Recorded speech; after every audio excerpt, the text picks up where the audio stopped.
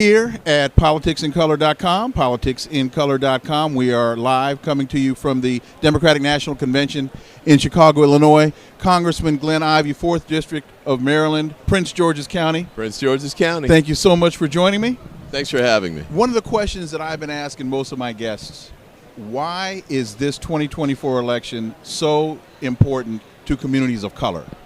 Well, two sets of reasons. One is that there's a lot of positive things that are coming out of the Biden-Harris era from the legislation they put in place, trying to keep the cost down on prescription drugs. Insulin was the first one, but there are others coming now. Trying to continue expanding internet access so everybody has the opportunity to use it, because it's not optional anymore. You need it for homework, you need it for doctor's appointments, you need it for all kinds of things. So they're trying to build that out as well. And abortion rights and reproductive rights. Why is that so hard to do? People would think in this country that internet access would be a given. Yeah, I mean it's really just comes down to money. And that's not one of the only pieces that we need. Road repair, bridges, tunnels, infrastructure and the like. Across the board. Infrastructure is huge. We have underfunded it for decades now. The Trump administration, every day was infrastructure day. They never got it done. Biden got it done, and now we're rolling the money out into jurisdictions across the country. So all of those reasons, I think, are just a handful. The unemployment's at low levels, lowest in 50 years, lowest for African Americans maybe ever.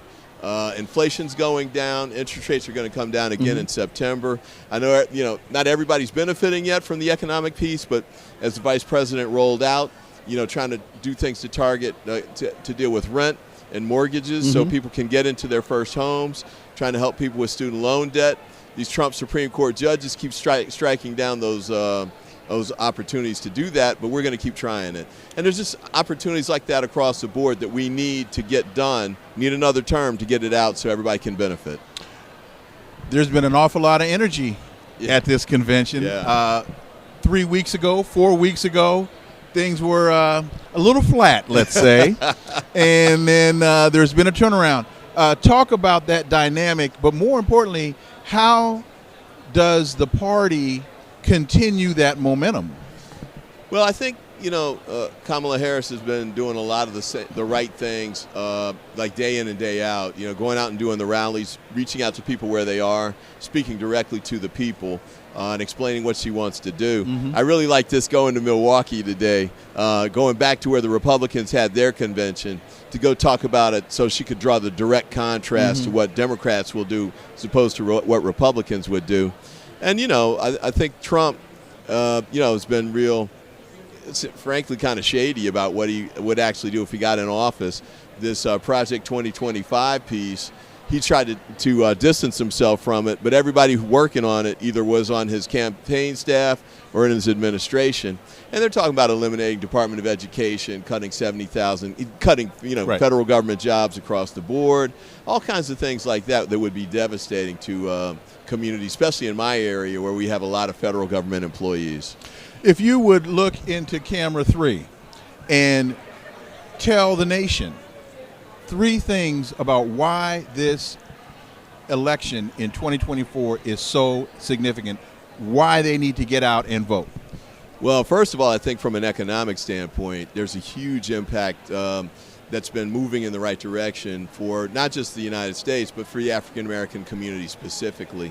We want to make sure we keep making that happen. And I talked about some of the pocketbook issues a few minutes ago. Keeping down pharmaceutical costs, insulin, for example, making sure we can help people get their first-time homes when they are trying to get the money up front to do it, making sure people have the opportunity to work on these projects that he's rolling out, because we benefit from the infrastructure, from having the new bridges and roads and the like, but there are people who do the construction work to make that happen. All of them benefit from it as well. So I think that's one piece that's really helpful. Reproductive rights is another big one. A woman ought to have a right to control her own body. She doesn't need Donald Trump or any of his buddies in there in the room, but telling her and her doctor what she needs to do with her body. And they're talking about absolute bans on abortion, even in cases of rape and incest at the federal level, which I think is wrong. We need to trust women and allow them to control what they do with their bodies.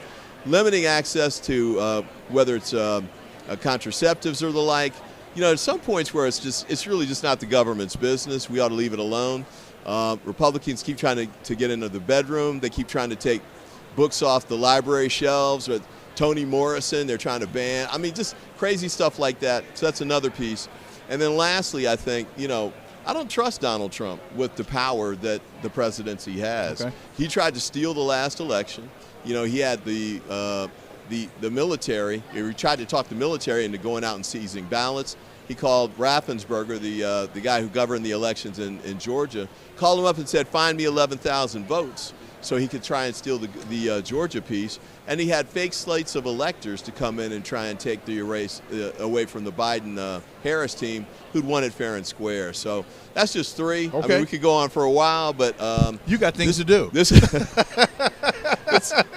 Suffice it to say, this is a big, big, big election, probably the biggest in our lifetimes. And I've been here a long time, so we need you to come out and vote. Congressman Glenn Ivey, thank you so much. Greatly appreciate it. Maryland's 4th District, Prince George's County, Maryland. Greatly appreciate it, Glenn. Thank you. Thanks so much for having me on. Appreciate it. All right, folks, Politics in Color. Politics in Color. We're here at the Democratic National Convention. Keep it locked right here. There's more.